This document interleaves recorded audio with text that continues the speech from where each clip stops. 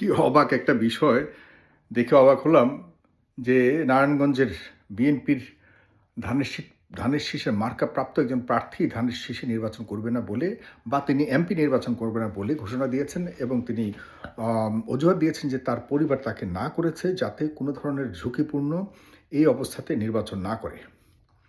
এটি বিএনপির জন্য নয়, বর্তমান পরিবর্তিত বাংলাদেশে যা রাজনীতি করছে সবার জন্য অপমানজনক। অপমানজনক। এই বর্তমান সরকারের জন্য তো শতভাগ অপমানজনক, বিএনপির জন্য লজ্জাজনক হওয়া উচিত। এই কারণেই, কারণ হলো গত ১৭ বছর বিএনপি যেখানে ঘুমোতে পারে নাই, বাড়িঘরে থাকতে পারে নাই, জেল, জুলুম, অত্যাচার, নিপীড়ন সব কিছু সহ্য করেও অনেক নেতাকর্মীরা তারা দেখা গেছে যে বিএনপির সঙ্গ ছাড়েনি, রাজপথ ছাড়েনি, আন্দোলন কোনো না কোনোভাবে করেছে। সেরকম দলের একজন নেতা এই মুহূর্তে এই বর্তমান পরিবেশকে বলে যে জীবনের ঝুঁকি, এই কারণে সে রাজনীতি থেকে সরে গেছে বা প্রার্থিতা থেকে সে সরে গেছে। এই ভদ্রলোকের টাইপের যারা নেতারা ছিলেন তাদের কারণেই বিএনপির কখনোই তারা ১৭ বছর বিজয় লাভ করতে পারেনি, কখনোই পারেনি। এখন এই মুহূর্তে এসে বিএনপি দেখুন এরকম একটা লোককেই বেছে নিয়েছে প্রার্থিতা দেওয়ার জন্য বা মার্কা দেওয়ার জন্য নির্বাচনের জন্য, যে লোকটি এই সময়ে এত নিরাপদ একটা সময়, আর বিশেষ করে শেখ হাসিনাকে তো সবচেয়ে বড় ভয় পেত তারা, যে কারণে তারা দেখা যাচ্ছে যে ১৭ বছর তেমন কোনো কিছু করতে পারেনি। শেখ হাসিনা বিহীনও সেখানে যে ছায়াকে পর্যন্ত তারা ভয় পাচ্ছে।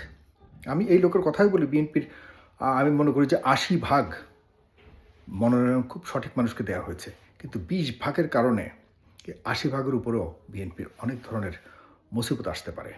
কারণ এই ভদ্রলোক যিনি মাসুদ সাহেব, যিনি বললেন যে তিনি আর নির্বাচন করবেন না, সরে দাঁড়িয়েছেন, তার এই কারণে দলের অনেকের মনের মধ্যে একটা নেতিবাচক প্রভাব পড়বে। তাকে অবশ্যই জিজ্ঞাসাবাদের আওতায় আনা উচিত যে তিনি কেন এই ধরনের ঘোষণা দিলেন যখন তফসিল ঘোষণা হয়ে গেছে।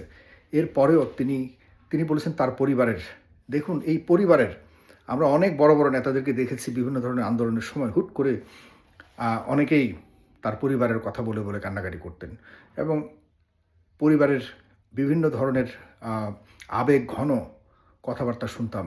এই সেই পরিবারের টান যদি আপনার থাকে ভাই, আপনি কেন রাজনীতি করতে আসছেন? বিপ্লবী রাজনীতি পরিবারের টানে কেউ ঘরে ফিরে আসে না। বিপ্লবী রাজনীতিটা পরিবারকে ছেড়ে দেশের জন্য, দশের জন্য, মানুষের জন্য বুক চিতিয়ে দেওয়ার মানসিকতা নিয়ে রাজনীতি করতে হয়। লিডার সবাই হতে পারে না, লিডার সবাই হতে পারে না, ভীতুরা কখনো লিডার হতে পারে না। লিডারকে খুঁজতে ব্যর্থ হচ্ছে বারবার এই বিএনপি, যে কারণে আমাদের দেশ একটা ব্যালেন্সড ক্ষমতার রাজনীতি আমরা করতে পারছি না। বিএনপির এই ভীতুদের কারণে দেখা গেছে যে বিভিন্ন সময় এক পক্ষীয় শাসন ব্যবস্থা, ক্ষমতার ব্যবস্থা এবং আন্তর্জাতিক যেসব ক্ষমতা আছে, এরা খুব খুব সহজেই এই বাংলাদেশের অভ্যন্তরে ঢুকে তাদের ইচ্ছার মতো রাজনৈতিক শক্তিকে তারা এখানে স্থাপন করতে পারে। শুধুমাত্র বিপরীত যে শক্তি বলি আমরা, বিশেষ করে যেহেতু দীর্ঘদিন আওয়ামী লীগ ছিল এবং আওয়ামী লীগ বা ভারত মনে করে তারা এই বাংলাদেশকে তারা উদ্ধার করে দিয়েছে পাকিস্তান থেকে, এবং ভারত যেহেতু আওয়ামী লীগকে পছন্দ করে, সুতরাং ভারত মনে করে আওয়ামী লীগই এই দেশের মালিক। আওয়ামী লীগের যারা করে তারাও মনে করে ঠিক আছে, আওয়ামী সবাই তো আমরা মালিক, আওয়ামী লীগ যেহেতু রাজনৈতিক দল, তারা ডেফিনেটলি এই দেশে তারা রাজনীতি করেছে, সরকার চালিয়েছে, তাদের সমানভাবে, একদম সমানভাবে অধিকার আছে সব কিছু। কিন্তু গত ১৭ বছর যা করেছে আওয়ামী লীগের কিছু কিছু নেতারা, যারা এই দেশকে, নিজেদের দলকে এবং সর্বোপরি সরকারকে বিভ্রান্ত করে এদেশের মানুষকে একরকম জিম্মি করে রাখার ফলে ২৪ ঘটেছে। ২৪-এর পর একটা অন্যরকম বাংলাদেশ আমরা চাচ্ছি। এই পথে এগোতে গিয়ে যে এই যে ভীতু রাজনীতিবিদদের কবলে পড়ছে দেশ, আমরা টেনশনে পড়ে যাচ্ছি। আসলেই সামনের সময়টাতে বিএনপি কতটুকু ধরে রাখতে পারবে? জনাব তারেক রহমান দীর্ঘদিন বিদেশে ছিলেন, ২৯ তারিখ আসতেছেন, নিজেও আজকে তিনি ডিক্লেয়ার করেছেন। তারেক রহমান কি রিভিউ করবেন? আমি তো মনে করি যাদেরকে নমিনেশন দেওয়া হয়েছে এর মধ্যে ২০% অন্তত পক্ষে, শুনুন, ধ্বংস কিন্তু ১০০% মানুষও করে না, ২-৩% মানুষও করে ধ্বংস। এই ২-৩% আমি তো বলবো 20 ভাগ ভুল করেছেন বা সঠিক মানুষকে দেওয়া হয়নি। যারা 17 বছর এই দলটার জন্য সর্বোচ্চ চ্যালেঞ্জ, সর্বোচ্চ ত্যাগ, সর্বোচ্চ কষ্ট স্বীকার করে এই দলটার জন্য এই এই দিনের জন্য অপেক্ষা করছে, তাদেরকে না দিয়ে এমন একটা ভীতু মানুষকে দিলেন যে দলের জন্য চিন্তা না করে তার পরিবারের কথার সাথে সে তাল মিলিয়ে নমিনেশন বাদ দিয়ে সে ঘোষণা দিয়েছে। আরও চিন্তা করেন, ঘোষণা দিয়ে সে তার এই প্রার্থিতা বাতিল করেছে। এটি এই দলের জন্য আমি মনে করি যে খুবই খারাপ একটি নেতিবাচক প্রভাব রাখতে পারে। এখন আরেকটি বিষয় আসতে পারে যে ওনাকে হয়তো বলা হয়েছে যে উনি যেন প্রার্থিতা থেকে সরে যায়, কারণ ওনার জায়গাতে হয়তো অন্য কাউকে দেবে, কারণ সামনে পরিবর্তনের একটি ইঙ্গিত শুনতে পাচ্ছি বিভিন্ন জায়গাতে। যাদেরকে দেওয়া হয়েছে ভুল মানুষ কিছু দেওয়া হয়েছে, এদেরকে বাদ দিয়ে যারা যোগ্য তাদেরকে হয়তো দিতে পারে। তো এটাই যদি হয়, তিনি তো অবশ্যই এইভাবে পাবলিকলি তিনি সংবাদ সম্মেলন করে এভাবে বলতে পারেন না যে আমি ভয়ে ছেড়ে দিচ্ছি। যখন তিনি এই স্টেটমেন্ট দেন যে আমি ভয়ে আর আমার পরিবারের লোকজন বলেছে এই অবস্থায় তুমি ঝুঁকিপূর্ণ অবস্থায় তুমি নির্বাচন করতে পারবে না, এটি দলকে ছোট করেছে। এখন আমি জানি না কী ধরনের ন্যারেটিভ তৈরি হতে পারে, আমি দুটি সাইডকেই আমি তুলে ধরলাম। তবে জনাব তারেক রহমানের প্রতি আমার বিনীত অনুরোধ, সামনের সময়টা আপনারা সরকার গঠন করবেন, জামাত ইসলাম পাশাপাশি আছে, তারাও একটা বিশাল অংশ নিয়ে শক্তি নিয়ে তারা থাকবে। আমরা সাধারণ মানুষ, আওয়ামী লীগ আসলে আমাদের কোনো যায় আসে না, যদি তারা আগের জায়গা থেকে ভালো হয়ে আসে আমরা তাদের, আমি ব্যক্তিগতভাবে কারোর সাথে শক্তি নাই, কোনো শত্রুতা নেই, কিন্তু কথা হলো যার হাতেই দেশ থাকুক, বিদেশি শক্তির হাতে, বিদেশি কোনো শক্তি এই দেশে যাতে আর কোনোভাবে আমাদেরকে ডিভাইড অ্যান্ড রুল করবার যে ভয়ঙ্কর পরিকল্পনা ছিল, এটি 24 একদম নির্বাসনে পাঠিয়ে দিয়েছে, ধরে রাখতে হবে।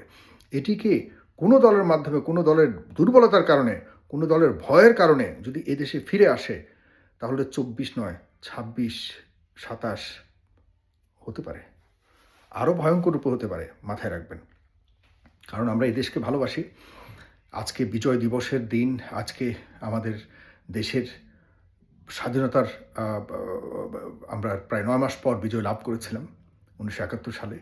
এই দিনটাকে আমরা বুকে রেখে লালন করে আমাদের স্বপ্নকে, দেশকে সামনে এগিয়ে নেবার জন্য যেই প্রত্যয় আমরা সেই 1971 সালে নিয়েছিলাম, সেটিরই একটি কন্টিনিউশন, সেটিরই একটি ফরমেশন হয়েছে 2024-এ। এটিকে আমরা এগিয়ে নিয়ে যাব 2024-কে বুকের এক পাশে, 1971-কে আরেক পাশে। কোনোভাবে আমরা একটাকে আরেকটার কাছে ছোট না করে আমরা দৃঢ়পত্র নিয়ে সামনে এগিয়ে যেতে হবে। তবে আমি মনে করি জনাব তারেক রহমান, বিএনপির শীর্ষ নেতারা যারাই আমার ভিডিওটি দেখবেন, যদি দেখে থাকেন জানি না দেখবেন কিনা, অবশ্যই এই ধরনের ভীতু লোকজনকে সরিয়ে দিন। সরিয়ে যারা ত্যাগ, আমি বলছি না যে আপনাদের দলের লোক বাদ দিয়ে আপনারা আওয়ামী লীগ থেকে লোক নেন, আপনারা জামাত থেকে লোক নেন, আপনারা জাতীয় পার্টি থেকে লোক নেন, এরকম প্রস্তাব দিচ্ছি না। আপনাদের একজন ছোটোখাটো কর্মীও যদি হয়, তো সে যদি আপনার দলের প্রকৃত সেই অঞ্চলের জন্য ফিট একজন মানুষ হয়, তাকে দিন। কিন্তু নন ফিট এই ধরনের ভীতু লোকজনকে, আরও কিছু কিছু লোক আছে যারা এই গত 17 বছর মুভ করে নাই, কোনো রকম আওয়ামী লীগের সাথে মিলেমিশে থেকেছে, কোনো রকম গা বাঁচিয়ে চলেছে, কোনো রকম করেছে, নিজের এলাকাতে কখনো যায়নি, এই টাইপের লোকজনও দেখা যাচ্ছে। কালকে যদি কোনো কারণে খবর আসে যে এই দেশে হয়তো বিএনপি আর আসবে না, এই লোকগুলির আসল চেহারা দেখতে পাবেন। এরা সাথে সাথে গা ঢাকা দিয়ে আবারও ঠিক 17 বছরের মতো চলে যাবে। আমি লিখে দিচ্ছি, এদেরকে পাবেনই না আর কখনো। সুতরাং জনাব তারেক রহমানকে আরও বেশি যাচাই বাছাই করতে হবে, আরও বেশি যাচাই বাছাই করে প্রকৃত মানুষকে দিন। অনেক কষ্ট করেছে এদেশের, মানে বিএনপির আপনার লোকেরা অনেক কষ্ট করেছে গত 17 বছর, ধান খেতে, বিলে, ঘরে ঘুমাতে পারেনি, বিভিন্ন জায়গায় ঘুমিয়েছে, মামলা হামলা কত কিছু করেছে। এদেরকে কেমনি ভুলবেন আপনি? এইসব লোকজনকে অনেকে হাঁটতে পারে না, অনেকে দেখা যাচ্ছে যে এই অভিনয় করতেছে যে বিশাল দরদি, এই সেই, সব ভুয়া। আপনি কালকে আপনার বলে দেন যে আপনাকে নমিনেশন দেওয়া হবে না, এরপর দিন আপনার মানে বাস দেওয়া শুরু করবে আপনাকে। এরকম টাইপের মানসিকতার মানুষকে আপনার নমিনেশন দিয়েছেন। দ্বিতীয়বার বিবেচনা করুন। আপনার দলের জন্যই বলছি, দেশের জন্য বলছি, সর্বোপরি আমাদের সবার নিরাপত্তার জন্য বলছি। ধন্যবাদ। ভালো থাকবেন সবাই। আসসালামু আলাইকুম।